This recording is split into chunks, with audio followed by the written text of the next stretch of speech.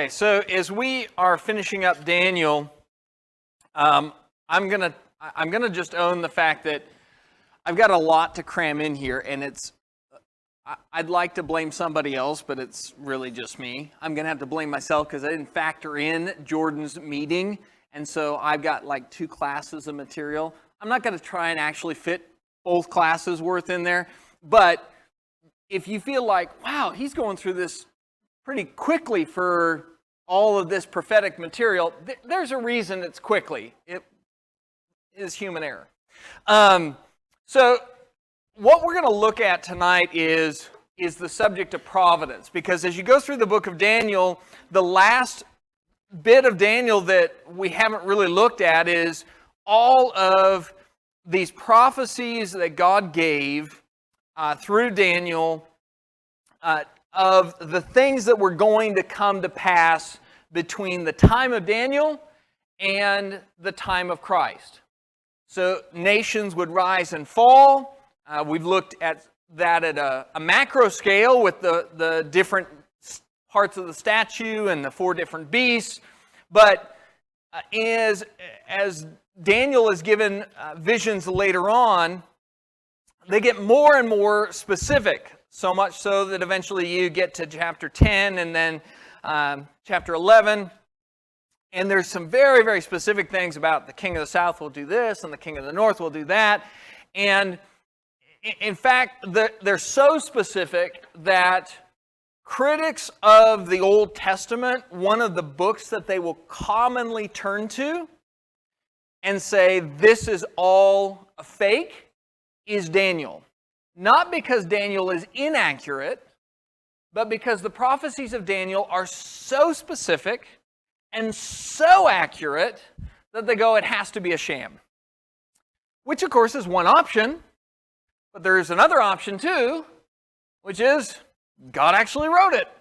And so as you go through Daniel, what we're looking at is God telling Daniel ahead of time, these are all the different things that I'm going to do. And what we're really discussing there is providence. I have a definition for providence that I like to use, but I'd be curious for everybody else, how would you define providence? When we talk about the providence of God, that's a phrase we use often in our prayers and things like that. How would you define what is providence? Or you could all sit there quietly. Oh, going to be one of them days, huh? Okay. Not moving on until I get at least one comment. Divine provision. That's a great way to define it. Providence, an easy way to look at it is you see that word provide inside of it. Thank you for having the guts, by the way. Yes. Okay.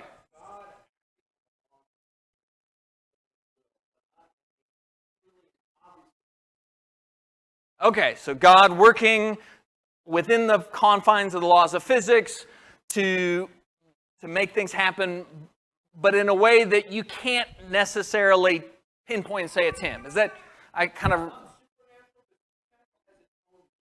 Right. Correct. So supernatural meaning Jesus walking on water.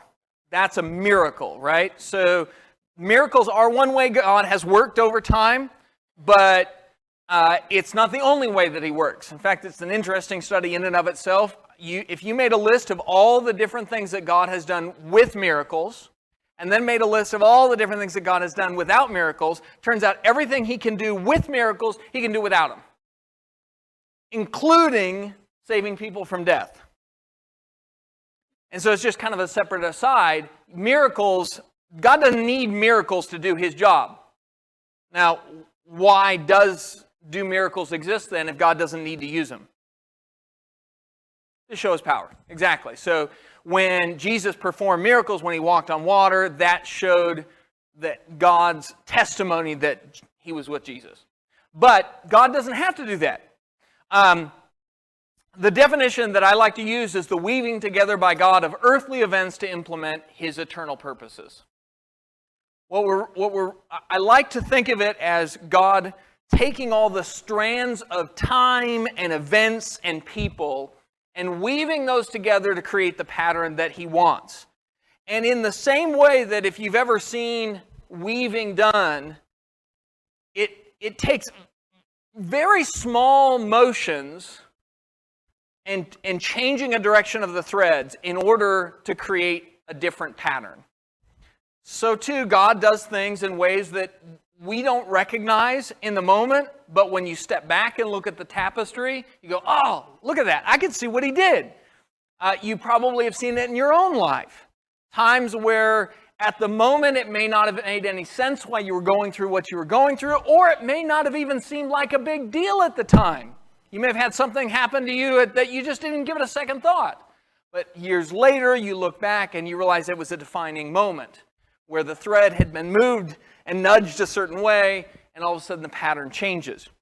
What we're looking at with the providence of God is how God does that. And as Theron kind of touched on a little bit, the problem we run into oftentimes with providence is the question of how can I know? How can I know what events are from God and which ones aren't? How can I know when God is working something together for providence and when it's just, as Ecclesiastes says, time and chance? How can you know? You can't. That's the problem. You're not even supposed to. That's actually the point of Ecclesiastes in there, is to say you just kind of have to shrug your shoulders and say, I don't know. I don't know what things are God weaving it together for my good, what things are just life just happens. And I can't always decipher the two. But it's not my job to. All I need to know is that he does. So, when we think about the providence of God, you're not going to be able to see it coming. That's the point. And I might add, when we've looked at the different kings and kingdoms that Daniel lived through, did any of those kings even see it coming? They weren't aware. They didn't understand their place in things or how God was using them or causing them to rise or causing them to fall. Nebuchadnezzar, I think, is the classic example of that, because when he looked out from his palace at his kingdom, he thought, I did this. I made this happen. And he was wrong. So for us, we have no way of proving to the non-believer that God provides. You cannot prove it. You can't say, I know for sure this event that happened yesterday in my life, God was using it to work together. You can't prove that to them, because for one, you don't know for sure yourself, and so if you don't know, you can't prove it to them. But as Christians, knowing that God's weaving things together, even though you don't know when he's weaving it and when he's not, gives you a great deal of confidence, right? We can walk away and I say, I don't know whether what happened today was a part of a bigger plan or whether it was just today. But I know this, God's in control. And as we look at the last parts of Daniel, that's one of the primary messages that we can walk away with, is that as Daniel was given these very specific prophecies, it said, this is how God's going to work these things together in a non-miraculous way, so that nations will rise and nations will fall, and there are specific events that are going to happen that all lead toward Jesus. You and I can look at that and go, wow, look at the amount of detail involved with that. That's the kind of God I worship. Might add to that God provides that provision, that providence happens at national levels as well as at individual levels. So the national level we've looked at already, right? We have some examples of national providence when you look at the kingdoms of Babylon and Medo-Persia and Greece and Rome and so forth. But what are some examples of individual providence that you know of from the Scripture? Yes?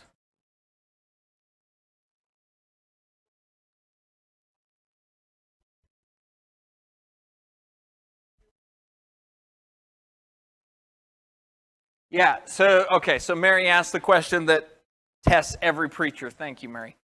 And let's go back to nobody talking. No, it's a good question. It's a legitimate one, and I joke about it not because I'm actually upset that you asked. I'm glad you asked.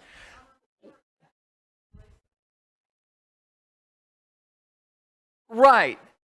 That's the problem, right? Is that you look back on your life and there are some things that seem so very clear that most of us, if we look at it in a 10-year, 20-year time frame, we look back and we go, I just know. I think that one, in some circumstances, you can. For example, I look at my own life at the events that led up to my conversion. And there were certain people who showed up at just the right time and just the right place. And they were part of what wove me towards the cross and baptism. I feel confident in saying, I know God was doing that because I have confidence that that's what God says He does for people. That when they're asking and seeking and knocking, He opens doors. But I also think you bring up a good point with Esther. We have to be careful to not be too adamant on that, right? So with Esther, Mordecai's statement is, who knows whether you came to the kingdom for such a time as this? Now, let's be honest though, he said, who knows? Is there anybody in this room that has any doubt that Esther was brought to that moment for that moment in time, that was providence? Anybody think, no, it's just happenstance? So we have total confidence, don't we? And the only difference is we've had more time and more information so that our confidence grows with time. Mordecai was living in that moment, and it seemed to him as if that's where this is pointing. The further removed you get from that moment in time, I think the more confidence you get. And I think it's the same for us. I think you leave room that I am not a prophet nor a son of a prophet, but when I look at this, these things seem to have worked the way that they have for us, for God to work in our lives. So I think you can speak with a level of confidence as long as we always leave room for the fact that, well, it's possible I'm wrong, but man, it just sure seems like. So I don't know if that answers your question or not, but that would be my take. Anybody else have any comments or questions or anything like that? Yes?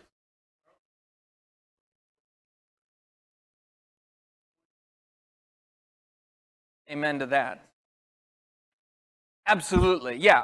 I may not be able to definitively say, I know these events wove together for this, but the end result is still the same. I've been blessed by God, and I can be grateful. And we're absolutely told that, if there's anything that we're told to do in everything we do, it's be grateful. So that's a great point. Any other? Yes?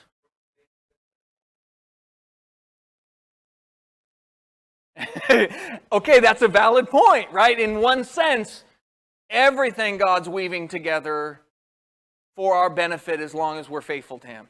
So yeah, that's a great point.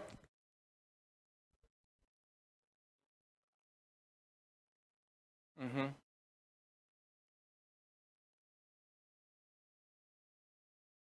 Yep, absolutely.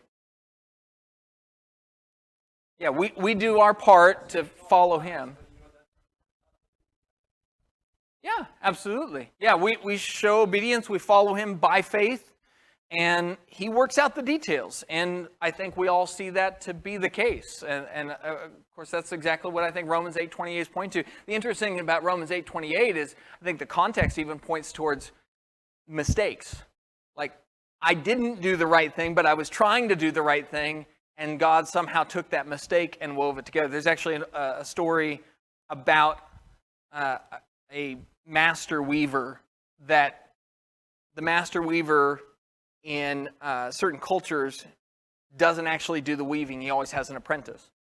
And so the apprentice is the guy learning, and the master weaver is just guiding him in that process. And inevitably, when you're making a massive, beautiful rug, he'll make a mistake somewhere along the way. Well, that's why you have the master weaver there, is when the apprentice makes a mistake and picks the wrong color thread or moves it in the wrong direction, the master weaver can just walk into the room 10 minutes later and adjust, and you still end up with a beautiful rug because he can take that mistake and turn it into something beautiful. And I think that's actually a beautiful imagery that the Scripture gives us in Romans 8:28, is that God doesn't expect you to be perfect. He understands that bit. He expects you to try, to be faithful, to be obedient, and you're going to make some mistakes along the way, but he can still weave those together for good, which, talk about something to be grateful for. That alone is something to be grateful for. So, God provides nationally. He provides individually through his providence. We just had a meeting on Joseph. There's an individual, right? That individual, and we know with him, God provided. So it happens at a large scale, but it also happens at an individual scale as well. Okay, so in the time of Daniel, you have Daniel originally coming in under the Babylonian Empire, but the Babylonian Empire eventually becomes the Persian Empire when they swallow it. The Persian Empire becomes very, very large, and you can see that from the map up there. If you want to understand the context to it, if you look over at the Mediterranean Sea, you can see right on that eastern shore, that's where Israel would be, and the Dead Sea and the Jordan, you can't even see them. They're so small at this point on the map. So Persia was a big, big area. So they come in, and it's a massive upheaval because you have an entire changeover of an empire from the Babylonian one to the Persian one.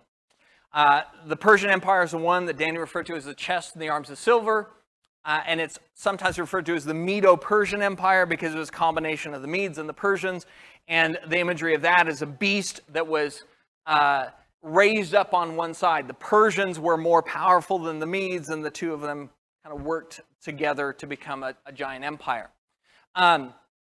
So as Daniel is under the Persian Empire, led by Cyrus, they come in about 539 BC to become the world power that they were.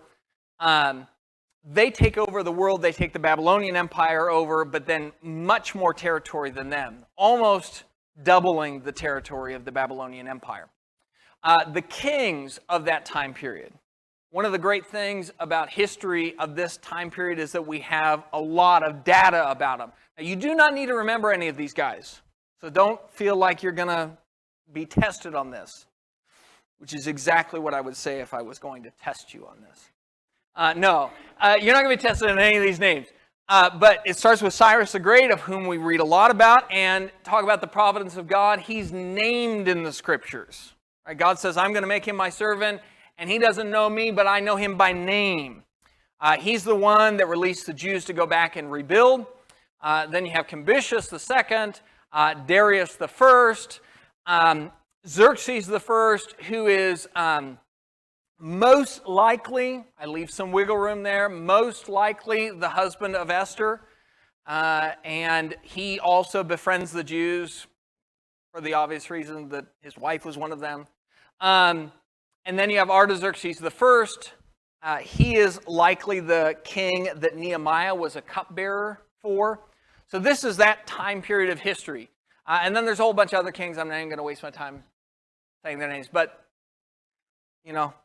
just a reminder of how important you really are. You could become a king of a world empire, and some guys at some point might mention your name and go, yeah, we're not going to even talk about him. So just keep in context how important your life is under the sun. Follow God. The rest is not going to matter. But these guys run the Persian Empire. And during that time period, Zerubbabel and Joshua lead 42,360 Jews back to rebuild the temple. They bring with them the prophets Haggai and Zechariah. So when you read through the books of Haggai and Zechariah, you're reading about prophecies given to the people who were sent back to rebuild the temple and start with the foundation. Ezra then eventually came back, helped them to get back to following God's law. Ezra was a scribe and very familiar with the law as well as a priest. And then the third wave back was Nehemiah, and Nehemiah returned to rebuild the walls. I'm not going to spend a ton of time on this because we've already kind of touched on some of this in previous classes. But just imagine for a second all the different things that have to come together in order for all this to happen. all the right people have to be in the right place with the right disposition to release the Jews to go back to their home country, to let them have land that they've been kicked off of, to let them rebuild, to give them the supplies to rebuild because they're all impoverished at this point and have been living in captivity. They don't have the money or the means to rebuild without help. All of that has to come together. And God told Daniel and Jeremiah and other prophets that that was what was going to happen, and in fact, that is exactly what happened. Now, the Persian Empire eventually was replaced by the Greeks, the Grecian Empire, and that was run by a guy by the name of Alexander the Great. Once again, you don't have to remember a whole lot of details from this. We're looking at this at a macro scale view. Now, when Alexander the Great came in, the Greek Empire, if you remember the beast, which beast was he in his kingdom? Anybody remember? The leopard. Yeah, that's right. He was a leopard. And the leopard with, what did he have? Yeah, he had heads, and back there he had what? Eagle's wings. That's right. Yeah, he had large wings on his back. So leopard, he's fast, he's powerful, and that's what Alexander was. And so if you look at the history of Alexander the Great, he did something that just shocked the world. He began to reign in 334 BC. By 333 BC, that is 1 year later, remember we count down when we're in the BCs. 1 year later, he doubled the territory that his dad had given to him. 2 years later, he had doubled it again. 3 years later, he took over and is declared the king of the Persian Empire. And then within 8 years total, he'd conquered all the known world. That is the reign. The 8 years, that's the most a president could have in the U.S. Right? If we elect a guy again, he gets 8 years. He conquers the entire known world in that amount of time. Everything had to come together just exactly right in order for that to occur. And God predicted it. God allowed it to happen. And some really fascinating things occurred during that time period. Well, okay. I'll talk about the fascinating things that happened during that time period after I get through this part, because I put the slides in a different order than my brain's working right now. Okay, so after Alexander the Great, there becomes a breaking up of the kingdom. He dies fairly suddenly, and the kingdom that he built is now in shambles. And it's broken up between 4 different generals of his army. They're called the Didochi or Didokai, depending on the pronunciation. And that means the successors. So if you ever hear that term, it means the successors. Alexander was the guy. He died, and then he had 4 successors. And they fight with each other and end up ultimately splitting up Alexander the Great's kingdom into 4 territories. Now, 2 of those, Cassander and Lysimachus, you can basically forget about. They're not going to be important for you to remember whatsoever. But when you get to the book of Daniel, and you get to about Daniel chapter 11, you're going to begin to read about how there are 4 kings, and those 4 kings divide up the kingdom, and some are more powerful than others, and it will in particular spend a lot of time talking about the king of the south and the king of the north. That's the language that's used in Daniel chapter 11, the king of the south, king of the north. We, with the eyes of history, can look back and say, I know who the king of the north is and who the king of the south is. Seleucus and Ptolemy. These 2 become the 2 big players in history. And with these 4 generals that have split up Alexander the Great's territory, some really interesting things begin to happen. They split it up and they Hellenize the world. they take one thing that Alexander the Great took very seriously, which was everybody should be Greek. Alexander the Great was really big on that. He felt that the Greek culture should spread everywhere. Where those four generals kept with it after Alexander's passing, and so they Hellenized the world. You'll hear that terminology in your Bible quite a bit. The Hellenistic Jews, even. That's talking about Jews who had been out in the Greek world and now spoke Greek. Well, that was one of the major things they wanted to do, is they wanted to bring Greek culture and Greek language. So these four generals, they split up, but they turned the whole world into a place where the common tongue is Greek. You'll notice when Jesus walked this earth, the empire is Rome. But what's your Bible written in? New Testament. It's Greek. It's due to Alexander the Great and these four guys. That was what they made happen. The Library of Alexandria was built. They put a value on knowledge that had not really existed, at least in a very long time. And all of this led to a circumstance that would eventually prepare the world for Jesus. Because if you want to bring the gospel, which was the word gospel mean? Good news. How do you tell news? It's got to be with language, doesn't it? If you want to have good news to bring to the world, it sure makes it a lot easier when that world speaks the same language. So it's just a really powerful thing that happened during that time period.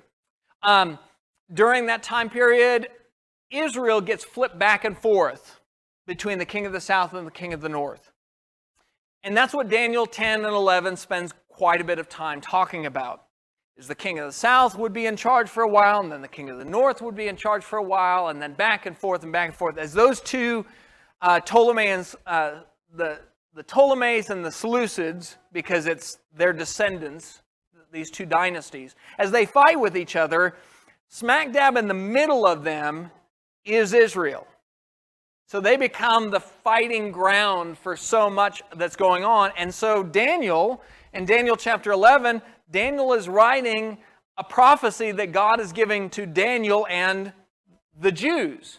So at the center of all of this prophecy is what's going to happen to you. And the answer is you're going to get yanked back and forth. Sometimes the king of the south will be in charge, sometimes the king of the north. Now, this next chart, in fact, I knew even as I put it up, I thought people aren't going to be able to read this. That's okay. If you want a copy of it, just let me know. We can print it off for you. But some guy put together a real brief breakdown of the timeline of all the different events that you find in chapter 11. And as I mentioned, this is the great skepticism about the book of Daniel, is it's so accurate. Verse 4 talks about the four different kingdoms, and we know who those are. Verse 5 talks about a general coming from the southern kingdom who will rule over the northern kingdom, become stronger. Not only do we see that event, but we know exactly which kings were in charge at that time. It'll talk about a marriage alliance between the king of the south and the king of the north. And we know exactly the name of the woman who was the marriage alliance. Bernice, by the way. All of that. And it just goes on and on and on through Daniel 11 of all of these different events that would occur. Now, if we were in an in-depth Daniel class, I would geek out on this for about 4 weeks with you. And you would be so sick and tired of it by the time we were done. But it's so cool! Because what you're seeing is you're seeing God work. And God is calling the shot. It's the Babe Ruth moment. Right? And if you don't know what I'm talking about, your life is sad. But Babe Ruth one time called the shot and then hit the home run. That's what we're talking about. God telling Daniel, I'm going to tell you exactly how this plays out. This guy's going to be over here, and this guy's going to be over here, and they're going to have descendants, and they're going to try an alliance that won't work. And then this will happen, this will happen, this will happen. And eventually you're going to get to this really horrible time in the history of Israel, and you're going to think this couldn't be worse, but it's actually going to be a glorious benefit to you because I'm going to use this to bring about a time of freedom for you, and you're going to get back to following me, and he lays out all of those things, and all of those things happen.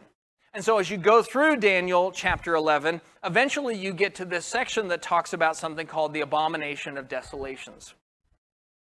Now, in Matthew chapter 24, Jesus will talk about the abomination of desolations, and he will say it, he'll talk about how that's coming again, an event like that. And what he's referring to is in Matthew 24 is the fall of Jerusalem in 70 AD. But he says, let the reader understand. What Jesus refers to the abomination of desolation, he's talking about an event that had already occurred, but a similar event was going to happen again. It would be like if I told you in a few years we're going to have a September 11th. You would all understand that September 11th already happened, right? But you would understand I was making reference to an event because I'm predicting something similar is going to happen. I'm not doing that. But you would understand what I meant by that language. That's what Jesus does for the fall of Jerusalem. He says it's the abomination of desolation. Let the reader understand. The first abomination of desolation is referred to by Daniel when the angels come and tell him. And here's what it was. A guy by the name of Antiochus Epiphanes, he came in and he took over. And God predicted that this would happen. He came in and he hated Judaism and tried to wipe it off from the face of the earth. Which historically, every time somebody's tried to totally wipe out God's people, how well has that worked out? Never works out, does it? He's going to give a good go at it, but it won't work. So he's going to outlaw Judaism in 168 BC. He's going to come in and take Greek altars and sacrifices and tell people those are the only ones that you can worship. He's going to come into Jerusalem and all the Jewish towns and come to the elders of those cities and say, worship the Greek gods right now. It would be like the government coming in here, grabbing the 4 shepherds, standing them up in front of the congregation and saying, all of you bowed down to fill in the blank. Right now. Phil, you do it. Scott, you do it. Come on right up here. Do it now. And when you don't do it, they pull out a gun. That was the abomination of desolations. And they went from town to town to town to town to town to do it. They forbid circumcising children, and any children that were found that were circumcised were killed in the most grotesque and horrible of ways. Imagine driving down the road and seeing crucified children on the sides of the road. That's what they were. Horrible, horrible time in Jewish history. He exploited the fact that Jews would not work on the Sabbath. He said, well, this is shooting fish in a barrel, man. We want to get rid of the Jews. We should be doing it on Saturday. And so that's what he did. And so he massacred 1,000 Jews on the Sabbath because the Jews wouldn't fight until a guy by the name of Mattathias stood up with his sons. You may have heard the term the Maccabees before. That is his kid. Mattathias was the dad, and then one of his sons went by the name of Maccabee. It was a nickname. It meant the hammer, which, by the way, coolest nickname ever. And so they became known as the Maccabees in the Maccabean era because they fought back, and it was guerrilla warfare, and they built this small army, and they would kind of think early American Revolution. They'd pop out of the woods, they'd hammer some of the soldiers, and they'd pop back in. They decided that fighting on the Sabbath was okay because they were saving lives, and God would rather save lives than have people die. And it sounds an awful lot like Jesus when he uses that, doesn't he? That logic. Because what did Jesus talk about with healing people on the Sabbath? What would he say? On the Sabbath, you're upset that I'm healing people. What will you do on the Sabbath? Anybody remember? Yeah, you'd save an injured animal on the Sabbath. So they used that same logic. It's an interesting connection there. They said, look, we're saving lives. God doesn't want all the Jews to die. But he came in, and he was one of the city elders when they came in and told him to do that, and they fought back, and they won, and they drove him off. he and his 5 sons, they started this army, and then ultimately they retook the city of Jerusalem. They purified the priests. They removed all the defiled things that Antiochus Epiphanes had put in there. Antiochus, by the way, I kind of skimmed over this part, which is a bad idea because it's a pretty central idea.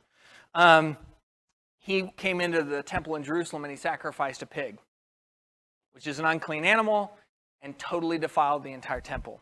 Well, they came back in. They reconquered the territory.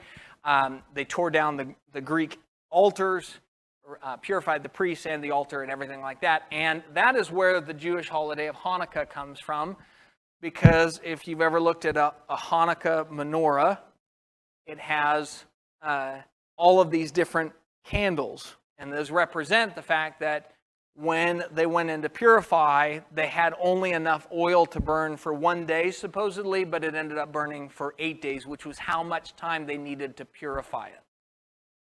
Whether that event is true or not, I do not know. The Bible does not record it, but I do know this. They believe it to be so in the Jewish community.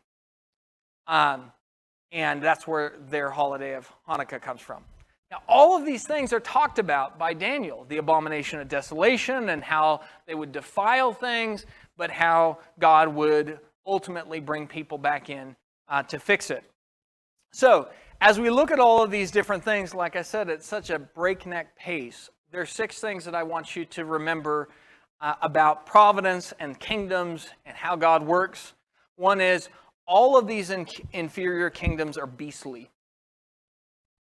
All of these inferior kingdoms are beastly. As we've gone through Daniel, every one of the kingdoms, except for the kingdom of Christ, they're represented by a beast for a reason. We live in a world that is inferior. There is no perfect kingdom or nation or empire except for Christ. If you're trying to find your hope in anything else, it won't work. If Daniel doesn't teach that, I don't know what else it does, because Daniel lived through all of that. Daniel was told of angelic battles with earthly outcomes. When Daniel's given these prophecies about all the things that are going to happen, he's not just told this will happen or that will happen, but he's told by the angels, we're fighting a war right now. And I came from the battlefront over here, and I came over here to tell you, and when you prayed, God sent me. But there's a whole world of things going on in the spiritual realm that was a battle that had earthly outcomes. It will talk about the angel who is with one nation, and then the angel who is fighting it with another nation. And it just blows your mind when you start to think about it at all. Because what we're told, and just given a glimpse into what Daniel is, when stuff happens down here, it's because stuff is happening out there. Right? You and I may not see angels, but they're no less real because we don't see them. Third thing is, the darkness of the history led to Jesus Christ. That's the ultimate end to all of Daniel's visions and prophecies. Is there's going to be a lot of really dark and scary and horrible events. Horrible, horrible events. Especially during that time of Antiochus Epiphanes. But they led to Jesus. The most important event in the history of the world. The one that we need. Fourth, Daniel was told to simply go your way to the end. You look at the book of Daniel, and he's given all this information. You get to the end of Daniel chapter 12, and Daniel's just been loaded up with all of these visions about how everything's going to turn out. I want you to imagine for a second that that happened to you. Imagine God sent an angel to you to tell you what was going to happen over the arc of the next 600 years in America and the world around you. What do I do with that information? I mean, that's Daniel's problem now. I have all this information. What do I do with it? One, he's told, write it down and then close the book because it's not going to happen for a while. And then two, he's told, you just go your way to the end. Well, what's Daniel's way? We've been reading about Daniel this whole time. What's his way? The will of God. You just keep doing that, Daniel. That's the answer. But I now know there's angels off fighting battles and there's this spiritual warfare and all these things going on, and it just blows my mind. I mean, there's times where he just is dumbfounded by it, confused, terrified, every emotion. Go your way, Daniel. Just go your way. Fifth thing is the message to God's people is display strength and take action. Daniel chapter 11, verse 32. Perhaps one of the most inspiring things said in all the book of Daniel. In Daniel 11:32, he says, by smooth words he will turn to godlessness those who act wickedly toward the covenant, but the people who know their God will display strength and take action. That was referring to the Maccabees and all of them that would go and fight. But there's a message there. How bad Antiochus Epiphanes was going to be. All these horrible things. Well, what's God's people? What are we supposed to do when the world gets dark and bad and nasty? Display strength. Take action. Like, get up in the morning, do something. Just follow God. Be faithful. That's all we're ever asked to do. It's a beautiful message that we don't have to worry about all that darkness.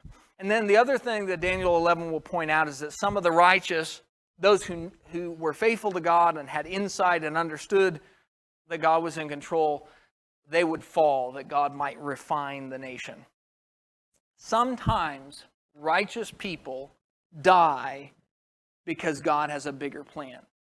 We've read about Shadrach, Meshach, and Abednego and how they went into the fiery furnace and they did not die. But remember what they said? What did they say when they stood before Nebuchadnezzar? We don't know whether we're going to die or not. But we're going to serve God. Other people did die. So as we consider and think about serving God, if our role is to die for the cross of Christ so that God might refine, it's worth it. So, like I said, had to pack a ton in there. Does anybody have any comments or questions or anything like that I could handle before we shut down? Thank you all for your patience with me.